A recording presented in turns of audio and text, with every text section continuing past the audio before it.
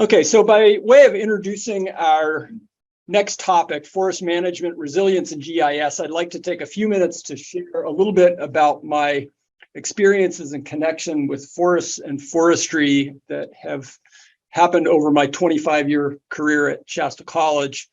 I was actually initially hired in 1996 as a replacement for Dick Taugis, who was a career forester. My background was in GIS and natural resource management, so it was a bit of a steep learning curve. If you want to learn something really well, be hired as a community college instructor because you will learn stuff in a hurry. You get to do a lot of different stuff. Dave DeBose, kind of a legendary figure, was a natural resources instructor, and so I learned from him and other mentors, things like tree ID, forest measurements, other kinds of forest practices. I also took many field trips with seasoned foresters from Sierra Pacific, CAL FIRE, the Forest Service, Beatty, and others. Some of you might know Jeff Webster here on the left, who had his own forest management company for a while. These hardworking and knowledgeable individuals who were generous with their time and demonstrated a commitment to the field and a love of the forest. And while I came from more of a conservation perspective, as opposed to the more utilitarian one that foresters come from, I appreciated the opportunity to learn and exchange ideas. When I say conservation, I should clarify that I grew up among Bay Area environmentalists, the E-word people, of various stripes. I felt a deep connection with nature and the belief that, to quote Henry David Thoreau, in wildness is the preservation of the earth. This was reinforced by concern for habitat and biodiversity loss, and later for climate change. Over the years after arriving in the North State, my perspective shifted with developing understanding that our forests, by virtue of past human activities, now need human management for biodiversity, wood products, and climate mitigation. As we head into an uncertain future, I firmly believe that we need a wide range of people with technical training and experience outdoors and in the field. The author Bill McKibben recently described the emerging climate crisis as Mother Nature hitting humans over the head with a 2x4. This is reinforced by data and observations across a range of environments, regions, and organizations. Satellite imagery, for example, has shown that we are trending with a 13% decrease in Arctic sea ice each decade, and they're projecting that the Arctic will be free of ice during the summers by 2050. This simple data point of our changing climate shows that we are seeing implications of sea level rise, storm patterns, and increased warming. Among other consequences, we are seeing growing numbers of climate refugees, increasingly from the global south. However, there is reason to hope. For hope, first and foremost, is all those young folks out there. You guys are the future. Today, renewable energy sources, primarily wind and solar, are the cheapest forms of energy and are increasingly being deployed as alternatives to fossil fuel sources. We have also seen great advancements in battery storage and electric vehicles, which reduce our carbon emissions and the impacts of global warming. Recently, California moved from number 4 in the world ranking of economies, passing up Germany, and this increase in our economic clout came as a result of advancements in alternative energy technology. That's what's pushing us further ahead in the world economy. Of course, there are no simple solutions, and the pivot from fossil fuels will take some time and needs to factor in regional differences in economies and income. Regardless, any discussion of climate change must include the vital role of forests. Healthy forests sequester carbon, produce local climate benefits. By contrast, wildfires emit staggering amounts of carbon. Who has not been stopped in their tracks by the rustle in the bush and marveled at creatures in the wild? I think all of us have. It's one of the great things about living here. Everyone loves wildlife. We are wired to be out in nature, and it is now proven to improve our mental and physical health. And yet, many people are increasingly isolated from our natural world.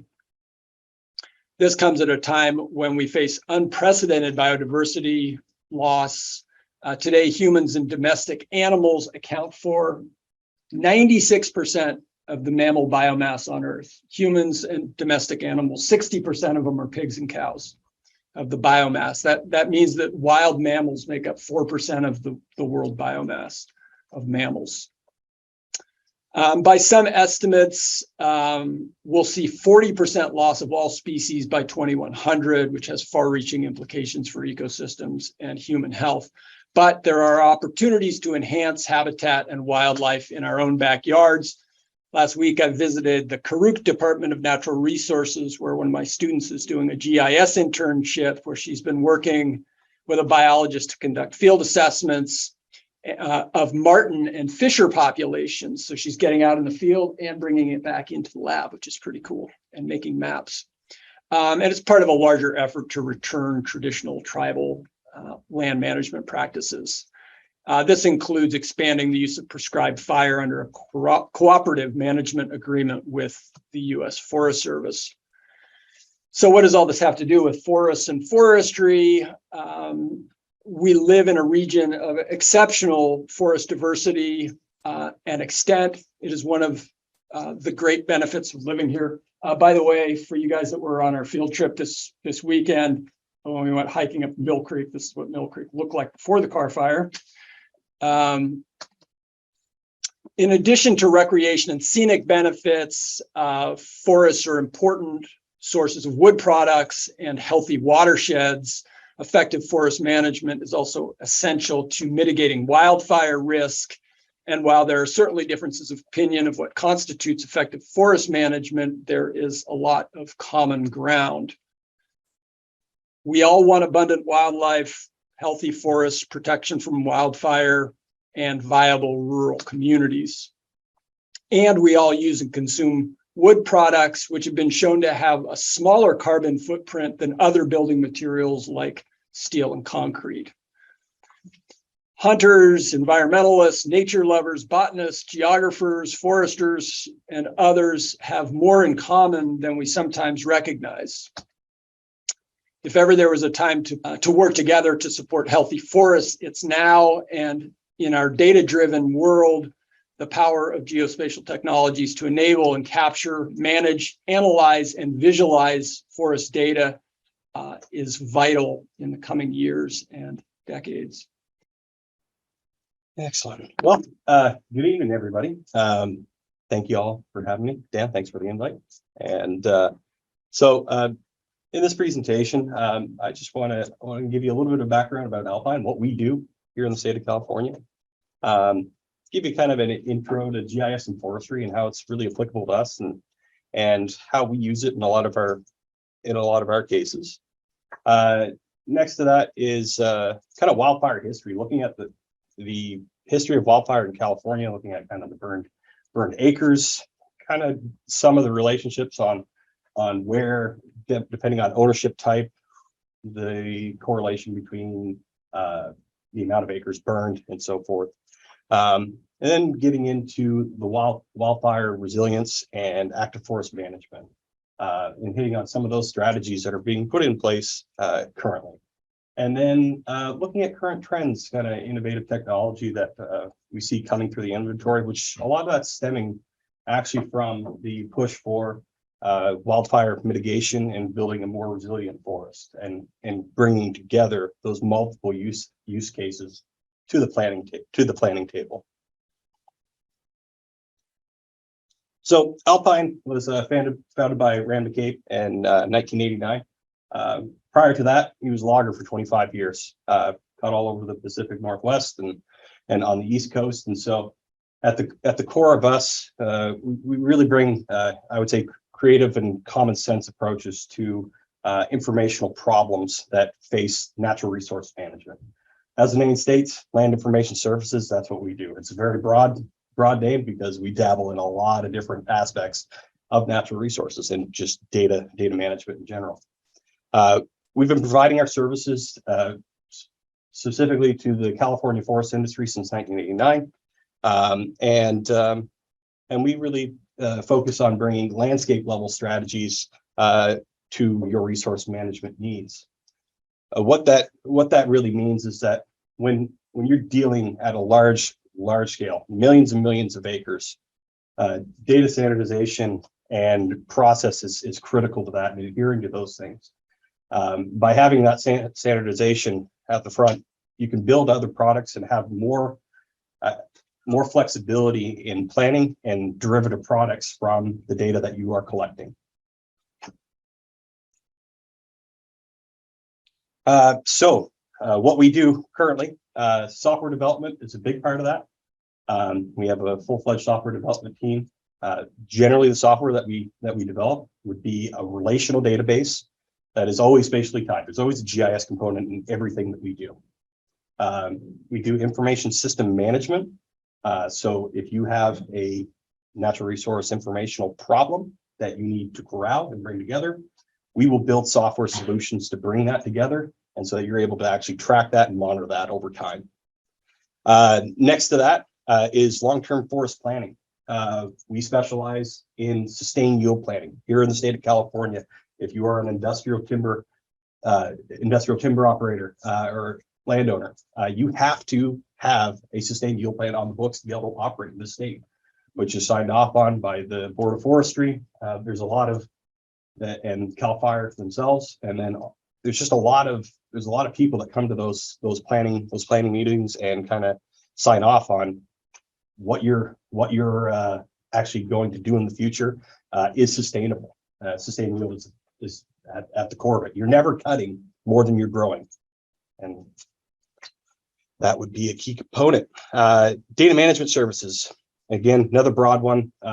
Some of those that fall in our category would be our GIS services that we offer, kind of doing change detection, change analysis, updating databases, and then also, I would say on the less spatial side of it, getting into the realm of like just legal documents like easements and cost share agreements, and organizing all of that information into a usable form, so you're not flipping through file folders and trying to locate what's pertinent to you. So in our software development, we've been doing software development has been key to the start of Alpine. We really saw the need at a very early time, at a pivotal time, for introducing computing into forestry, and our first offering was actually Atlas DOS. We actually develop our own GIS software in-house, and that's what we use. And you can see here at 1992 and 2007 and 2019. That's the third iteration of our GIS product. It's not open for public sale. That's all client based, but I'll show you a little bit of that here later. And so along with that, we have our long-term forest planning software, graphical planning interface, and that takes basically, well, in the law of California, you have to have an RPF making decisions that are executed on the ground. And graphical planning interface takes the forester and their specific skill set and knowledge of the area, and they're able to be brought into the planning process, where typically you might have one person making the judgment calls, and it's in some cases a non-spatial plan.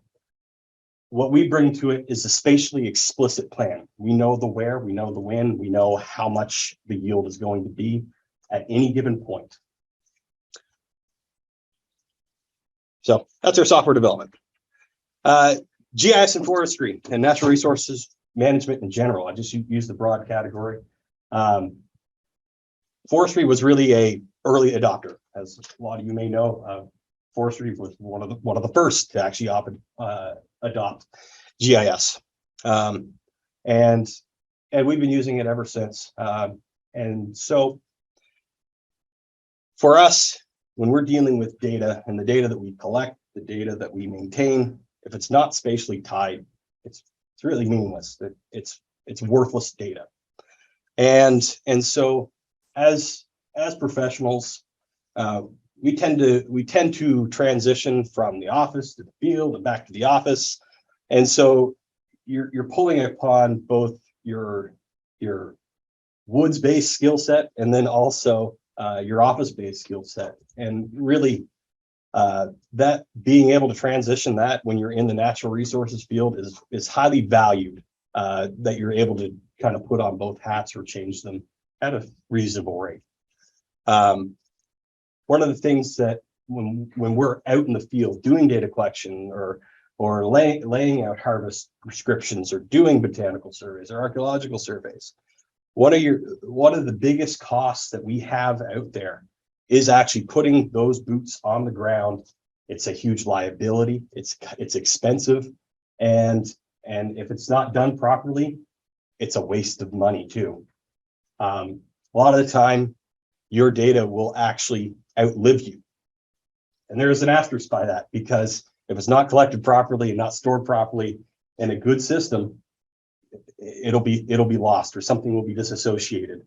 And just one example would be, let's talk like animal detection. So let's say you're out in the woods a lot and you see this certain type of frog or this certain type of bird, and you have an application to record. Hey, I saw that here. Took a picture of it or something like that. And come down the road, the Department of Fish and Wildlife Service is like, hey, that animal right there is, I think, endangered, and we would like to list that species and potentially lock up hundreds of thousands or millions of acres of land from forest operations. So again, collecting data, longevity is key. Now, on to the next part, Atlas 3. So that is our GIS software. Atlas, again, started in 1992. It was based in a DOS format, and we did our second iteration in 2007, and then in 2018, 2019, we have since released it again, and it's going strong. Okay, next slide. So this is just a show of the UI. Again, it doesn't look fancy, and that's because it's really tailor-made to a forester or forest planning kind of perspective in what you need this GIS software to do. Not to talk bad about Esri, but there's specific use cases that foresters need to do that we're not trying to spatial analyze the globe, and a lot of other utilities that Esri does very well. But for us, we're heavy into the two-dimensional mapping. We don't need to do that much spatial analysis to submit harvest plans or other planning documents, and so it's really tailored for, I would say, the technician level edits, modifying line features, polygons, points, cross-layer commonality. So let's say you have a unit boundary and a common is a road. You move that vertex, everything else comes along with it. So promoting clean GIS through it. And then the other important part of it is really the map printing capabilities. Everything that we submit to the state for a timber harvest plan, there's a paper map that goes along with it. I think you're able to do some digital submission, but some still choose to do the actual paper copies. Justin, can Atlas 3 ingest like geodatabases and shape files, or? We're working on that right now. The tech that we're actually looking at is PostGIS databases, and we're pretty close to having that into, I would say, the alpha testing mode to have that working across many regions, and so that we're dealing with one database. The refresh rate is almost instantaneous, and I'm pretty excited about it. So, but not geo databases currently. But once we migrate to PostGIS, that is where it will be into that more server type backend hosted on the cloud. But this right here, you're looking at just shape files. Shapefiles, you kind of store it in there. If there's a geo file, that kind of makes all the associations and keeps everything together. And so when we're mapping, a lot of the stuff that a lot of the projects we'll use is different imagery sources. One of the huge assets that we have is the NAIP imagery program, National Agricultural Imagery Program. That's flown every 2 years. By the way, if you haven't looked already, it is live and you can download all the compressed county mosaics now. So that's a great product. One thing that they need to do with it, slap a LiDAR sensor onto the bottom of that payload too, and get that going with it. I'm pretty sure you could take a pool and pass the hat around, and there'd be enough people that would definitely go for that. And so this is a lot of the work that we do is definitely focused on aerial imaging analysis, wherever that's from, whether it could be from a drone, typically it's plane, or getting into like the satellite tasking and when you have the actual need for more current imagery that is outside of this loop. Some of the other resources that you tap into would be surprisingly Google Map or Google Earth, just the old application, has very current imagery in a lot of cases, especially when you're dealing around anything that's like wildfire oriented. You can kind of get in the timeline there, and you can digitize in that too. Kick out your KMZ or KML and at least get the boundary information correct.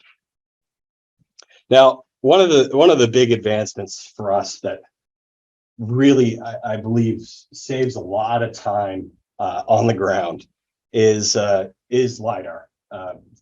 Show of hands, who's familiar with LiDAR and some of its use cases? Okay. So LiDAR, again, you're basically just bouncing laser beams off the ground. You're looking at different reflectancies and returns, and you can do many things with it.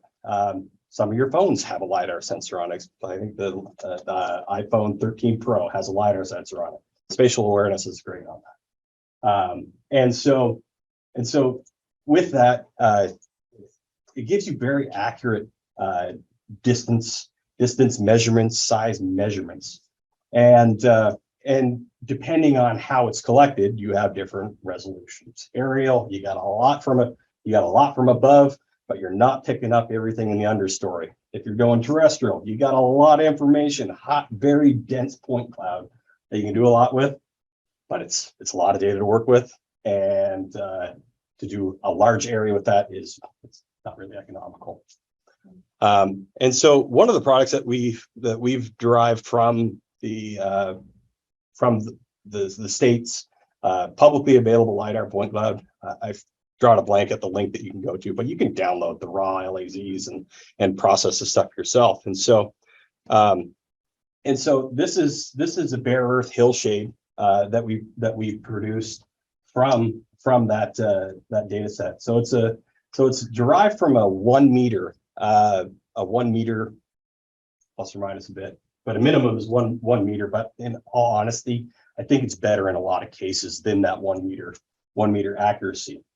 Before, when we were writing plans and leveraging elevation data for streams and hydrological issues, we were dealing with a 10-meter data set. So we just increased our accuracy by 10%, and I'll show a little more of that. So as you can see in here, can't really see that screen. You can see the individual. You can see the road base along here. You can see all the intersections. You can see landing zones. As you're zoomed in closer, you can see these little lines right along here. That's skid trails. So you actually have a history of how that land may have been managed or operationally from like logging equipment, what was used there in the past. So that can answer a lot of questions for you just by flicking on the hillshade. And so we're just kind of panning. I was going to do a live demo on this, but we weren't going to risk the technical difficulties of hooking up the HDMI cable. I figured the folks on Zoom would like to actually see it too. And so So you can see a lot of detail in here, again, down to the skid trails. These could be rock outcroppings or other things, but you're down to the actual stream channel level. And I've done a lot of ground truthing with this, and it's on. Like there's no, we've had areas where folks have gone and actually GPS the entire stream boundaries. They bring them on in. This was before we had this, and flick on the hillshade, and it's like, well, you walk that for all for naught. And that's been my thing for a lot of years. Like for harvest and stuff like that, we used to always GPS a lot of the those boundaries, and yeah, my knees are shot. So so this is a big help. And this is just kind of zoomed in a little more, just to show some of that detail. Like you got the perfect example, the road basin here. This is flowing from east to west. You can see that this stream has come down here, and at this part, it has actually diverged, and it's running in two different channels, and it comes back together down here. And so that's something that you would never have seen before. Now, wildfire history in California. So and it's not just California. I'll say it's the West Coast in general. We've always had frequent kind of low intensity burns, and a lot of that's written or is mentioned in kind of the spoken tribal history, and how they've actually how the indigenous and native tribes actually manage the forest. They're doing it far better than we are in some cases to this day. And so in the last 120 years, and this is from a publicly available data set for this burn. It's from FRAP. It goes back to, there's some stuff in the 1800s, but I excluded that. Not enough data. And so we can look at this graph here. So this is in 20-year periods. So we're going from 1900 to 1919. That's 1.8 million acres. 20 years further, 4.8, or 4.5, 4.8, 4.7, 6.5.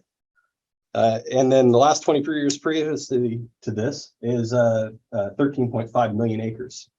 We're only 2 years into this 20-year period, and we've already had 7.1 million acres burned. I couldn't in good faith throw a linear trend line on this, because at this phase it is exponential. But that's not to say that cannot be turned around.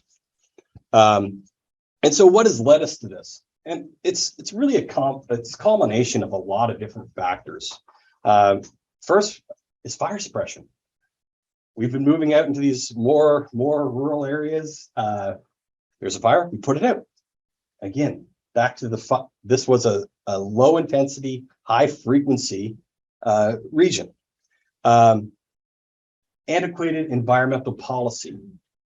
There's been many pieces of legislation that have been put through, laws that have been put in place that, and I would say a lot of forestry professional minds would be rather arbitrary on where they made the decision, and haven't really come back to the legislative table or the legal side of it and actually reevaluate a lot of those laws. There is some movement towards that, but again, it can always be better.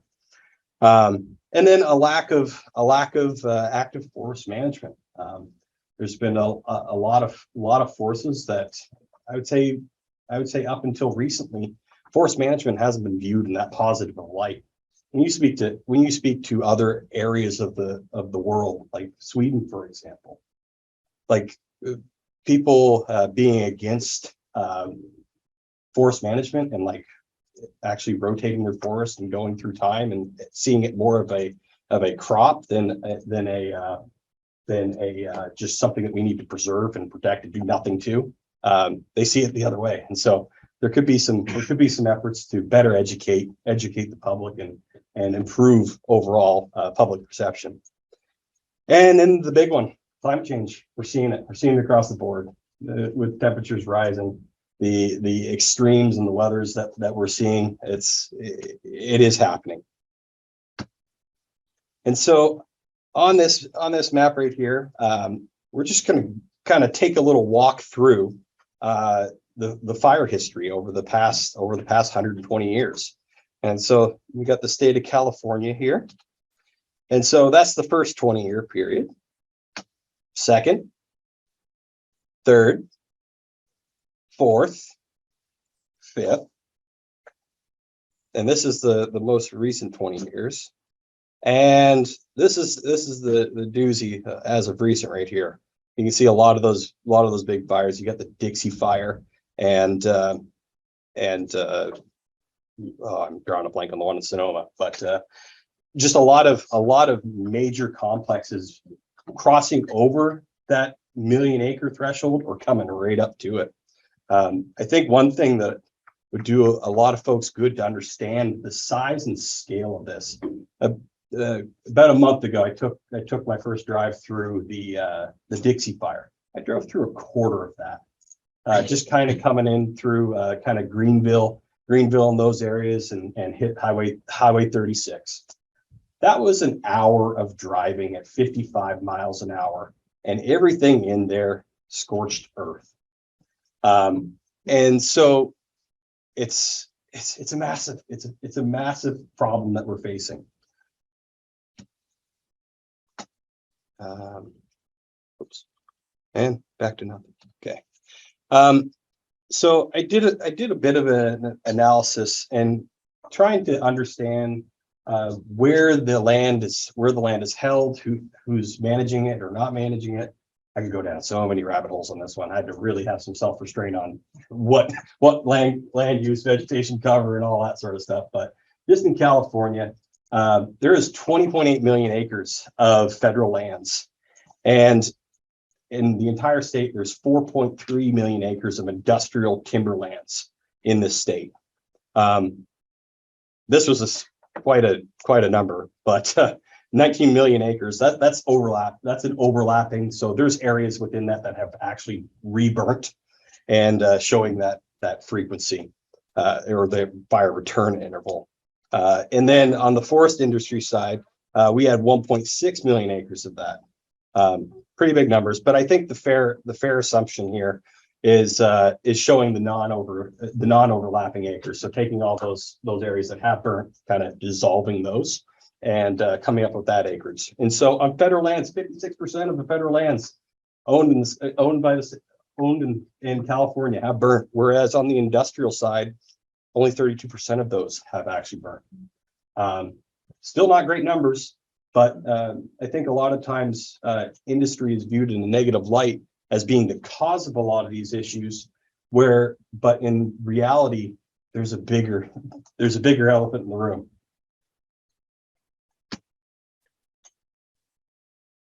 Okay. And so this is a map just showing the distribution of the forest industry owners here in California.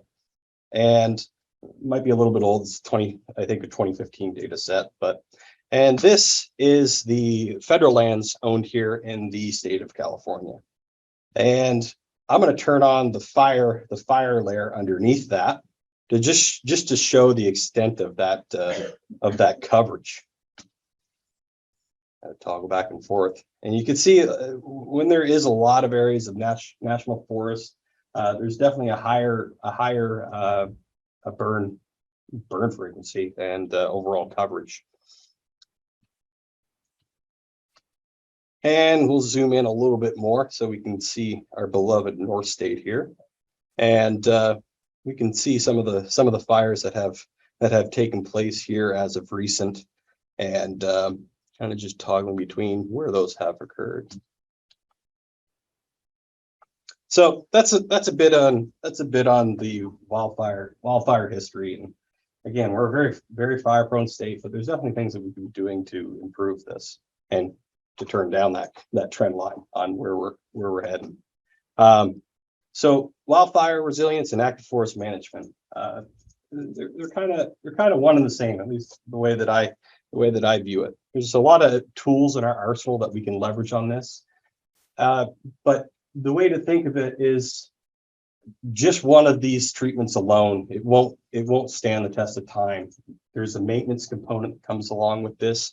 There's continued investment in terms of the infrastructure to support that. You have the jobs, the rural communities where a lot of these high fire prone areas reside.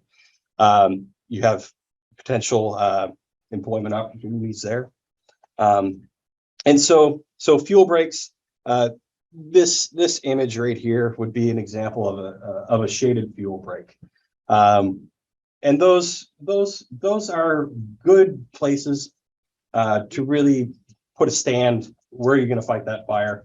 A lot of the industry and both the federal and the state are doing a lot more data sharing and actually building a fuel break network across the entire state. And especially when you're around the WUI or the wildland urban interface, they're really conscious efforts to help mitigate those risks to living in those areas. Fuels reductions, that would be not quite as open as this, but you're usually doing like a thin from below. Your objective with that is really removing those ladder fuels so that you have more time to react. Instead of coming in and it's already up in the ground, you get a chance to actually maybe get this thing down before you have a running ground fire. And next is prescribed fire. And that is a huge part of it. I got a great example from the bootleg fire here in a bit to show you exactly how those treatments are effective. Vegetation management. That's a broad category. That covers everything from you're looking at power line clearance. A lot of that has to do with the herbicide. I know we might not like that in a lot of cases, but we can't realistically put goats everywhere to do all that work. And so there is definitely a veg management component. And next is the rehabilitation and restoration. Not all of these fires are actually going to be able to be prevented. Just look at the campfire. The wind event that started on, it didn't matter what fire started. It was going to be a running aerial ground fire. And when you have that sort of fire behavior, it's spotting miles ahead of it. That fuel break is not going to be effective.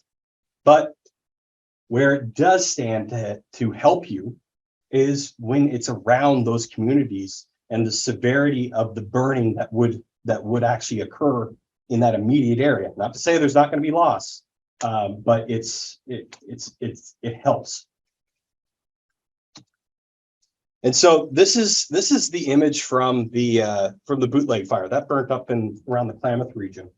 And so on the right hand side here, that's no treatment. So that's probably in a very overstocked condition. Very high trees per acre. You get a fire in there, it's going up into the ground. You got lots of bladder fuels. Thinning on its own on the left side. So this is where you just come in and you're doing that thin from below. You're getting those trees more well spaced to really kind of slow down your fire behavior. And just comparing these two, you can see in these pockets, you're dealing with 100% mortality in those areas. Everything's gone. It's torched. Some of the volume that's still standing there might not even be merchantable after that. So in terms of maybe recouping some loss after this event goes through, you got less of an option. And thinning alone, you can see some of these trees may survive that are currently yellow, at least from this imagery, but you do have more green. But by no means did it do as well as both the thinning and prescribed fire. That's the point that I'm getting to. We really need to use up all the tools in our arsenal to help curb this measure. This is some screenshots. It's hard to see on the projector, but this is actually from visualization software that we developed. It's called Visual Forester, and it allows you to actually develop different harvest scenarios and show different treatment options. We've really developed it as like an educational tool to really convey the craft that we practice as forestry professionals, and also to help on the educational side at the, whether that's at the high school, college, or university level, to understand these concepts. And there's a lot of times you might have landowners that are kind of pushing back. They're like, I can talk basal area and trees per acre all day long till I'm blue in the face, but that might not mean anything to that person. And they're like, oh, you're going to take 150 trees per acre out of my land. And it's like, yeah, but this is what it's going to look like. It sounds bad, but you're going to have an open stand that's kind of more that park-like setting. And so just bringing education, awareness, and different training opportunities.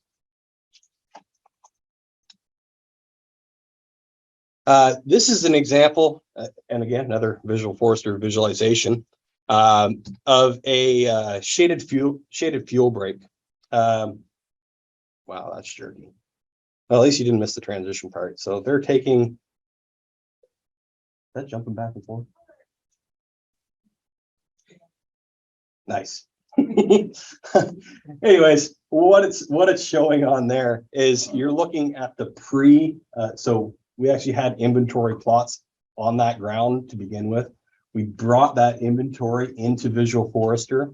We put that distribution on the ground. So we had our pre-condition, and then we have our post-condition. This area is on a very highly contested timber harvest plan. And so this is used to help educate the public on what exactly is going to happen, rather than just reading it in a harvest document. Current trends, public perception.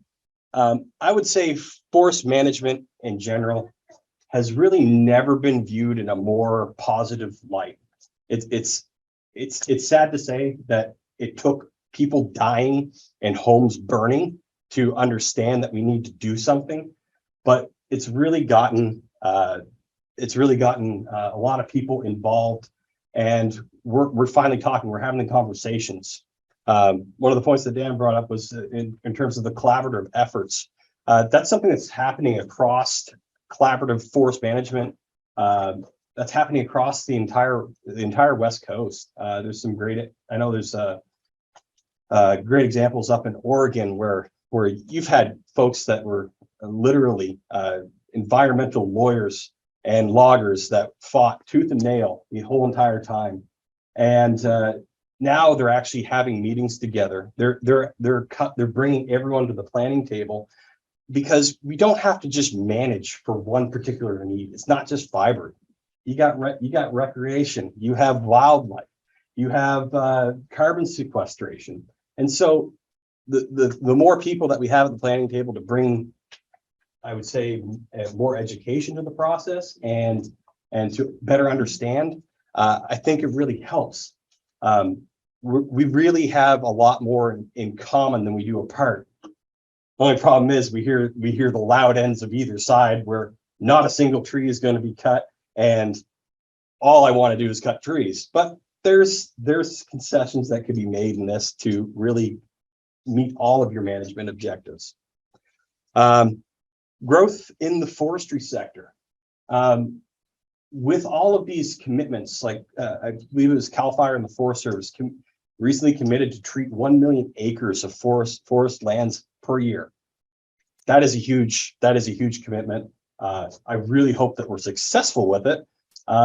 But there's a lot of infrastructure that has to come along with that, especially in these rural areas. I know there's been some good examples of some sawmills being put back into place, being refitted to help deal with the smaller wood that's coming off of a lot of these fuel reductions. And so it's really helping on that front. I think the restoration side of it, we're getting a lot of traction there. There's many organizations and nonprofits that are planting trees and getting into these areas to help rehabilitate it. Because one of the things, especially when you're dealing with like any sort of like a transitional forest, like going from that montane chaparral, like the foothills oak woodlands, and where you kind of hit that transition line to the more mixed conifer. So your ponderosa pine, your Doug fir. When these big wildfire events come through, you're not getting the same tree composition that's coming back into those areas. It's actually coming up in elevation, and you're going to get more of that brush, higher fire danger condition naturally regenerating, whereas the conifer forest that you wish you had coming back and a more resilient forest is not at all the case. Going through the Dixie fire, the fire behavior up there is just unreal. Just trees down in the riparian areas in the middle of the river, just scorched, not a thing on them. And the one thing that I noticed driving through that, what I was seeing in those transitional zones for natural regeneration, it was oak and other I would say less desirable species in terms of fire resilience. And so the other innovations that we're seeing, biochar. That's where you're taking a lot of the unusable wood products on site. The image of that lime green thing down at the bottom is that's actually a mobile biochar thing. Basically what it does is it kind of burns that stuff down into a usable product there, where before you were just lighting off slash piles and nothing was done with that. But biochar has many different uses for both on the agricultural side to alternative fuels, and it just keeps on. There's a lot of innovation in that front and how we can utilize some of these products. Mass timber, that is another thing that's really come to a head. You have larger and larger buildings actually being built out of wood, where before that was more steel construction. And so you're seeing a bit of a transition to more sustainable products, and they're able to manufacture these things to be equal in strength in a lot of cases. And so in that mass timber, one of the ones is CTL, cross laminated.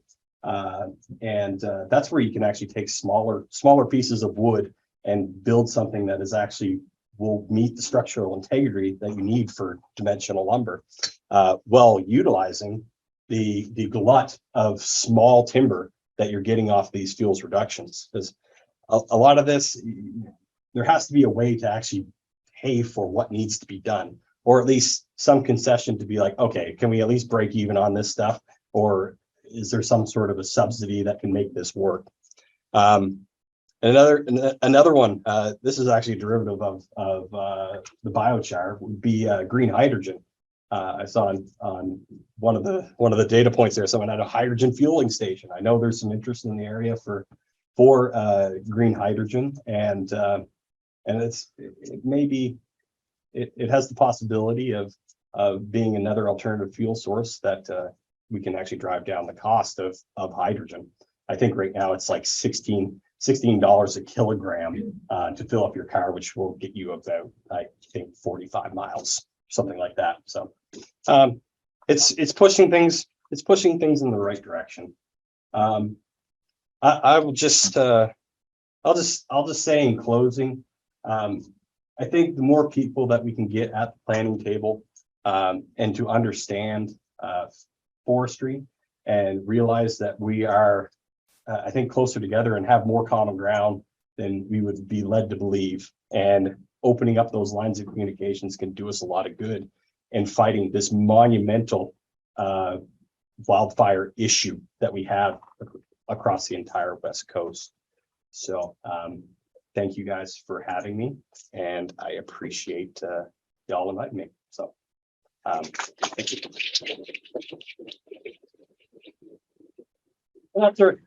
And down below, that's our website, Alpine Land Information Services.com and visualforester.com. You can find us on LinkedIn. If anyone's interested in the visual forester side of things, feel free to reach out, and you can definitely get it in your hands. So, all right. One question. I've read a lot about the biodiversity significance of those forests, both in terms of like macro living things and then like microorganisms. where, is there some kind of a place that old growth forests would have that didn't have field reductions? Because it's my understanding that if you start pulling stuff out of there, Yeah. it's not really an old growth forest anymore, as far as how the living things work together. Is that taken into account at all? Yeah, I think it is. But I also think there needs to be some education as to what is the definition of old growth? What are you thinking of? And then in the same respect, realize that if we do nothing, it's not going to be there. We're already seeing the giant sequoias that we were actually going to be doing a piece of literature with Doug Perto for the giant sequoias. And we're kind of getting through the phases of doing a visualization for it. And lo and behold, what we were trying to show on, hey, we got to do some management to help protect these things, literally just happened. And so I think understanding where that habitat type is critical, and maybe not being 100% fixated on it has to be in that location, and thinking of more of that moving mosaic across the landscape. So that habitat will be there.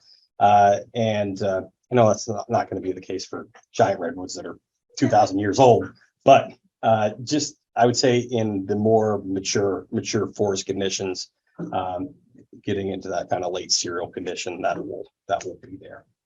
So. Marcus.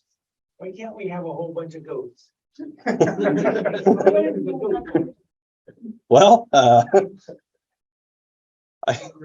don't have a great answer to that one, but I'm gonna say there's probably a staffing issue for the herding and control of that. Take care of the ground. Yeah, I hire timber crews. It's harder enough to have people just go out and measure trees, let alone tend to herd a ghost. So I think that's one of the things that I think on the employment side and education side, where there can be a lot of growth. Like Shasta College is putting in a lot of investment in terms of like the forest operations program, their natural resources program, and actually bringing those up to a more employable standard where they can actually, I believe it's listed as the career technical kind of line of education, where as you're coming out, you're actually ready to do a job. And I think you're seeing that trend across all sectors, really. So go ahead. To branch off a little bit from what she was asking about either clearing out brush or old growth, when you're removing brush and some trees to get them spaced apart, I mean, obviously it helps the trees and helps with fire resilience, but how does that affect animals that would typically live in the area when all that stuff is pulled out? I would say that depends, because you will still have areas where that cannot actually be done when you're dealing with some of these riparian zones. And to speak on the old growth topic again, by law, we can't have operations in there to begin with. So there's not a whole lot that we can do. Like that's never going to be clear cut or anything like that. Yeah, I would say making sure that you have that habitat where in your long-term plan, you're looking for those browse components or the certain habitat types that are necessary to support those species. And so it boils back to having all the parties at the table and being able to understand what are your objectives. That's just forestry 101 for us, is like, what's your objectives? And one of the other answers that you'll get from a forester all the time is, well, that depends. And as much as it pains us to say it, it's true, because you have to take all these different comments and considerations into what it is that you're planning to get a plan through. It's not just, hey, I want to cut here, I want to do this. You got archaeology, hydrology, botanical surveys. You got wildlife, from owl calling to amphibian surveys to everything else that comes into that picture. So there's a lot to it. And California does, I would say, beyond a doubt, has the tightest environmental regulations in North America. And really it's it's to our benefit. There's huge impacts and not impacts, but a lot of teeth in terms of the water quality and looking at cumulative impacts when you're actually getting into these watersheds, and a lot of it kind of comes back to water quality and protection of those streams and those different conditions. Right. Speaking of watersheds and protections of streams, Mhm. are there maps that you guys have that kind of compare how logging roads used to be developed and like how it created erosion in some of these streams and maybe how things are different now Yeah. or how they're changing or?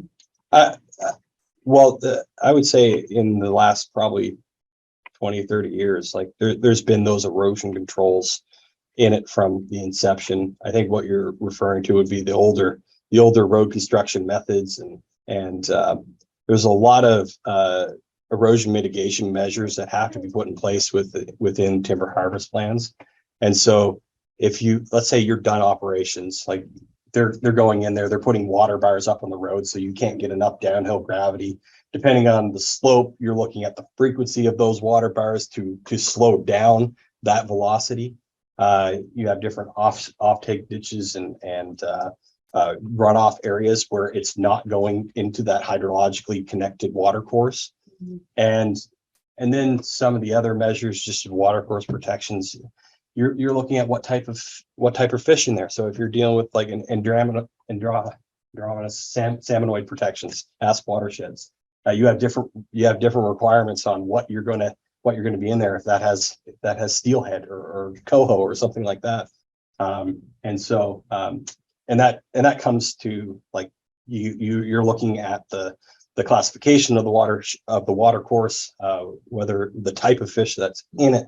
You're looking at the slope coming into it, whether it's got floodplains and all these things. And so all of that is written into the forest practice rules here in California. And I think they do a lot of good work with it. I've seen a lot of great examples and a lot of bad examples in other areas of North America where the protections are very, very minimal.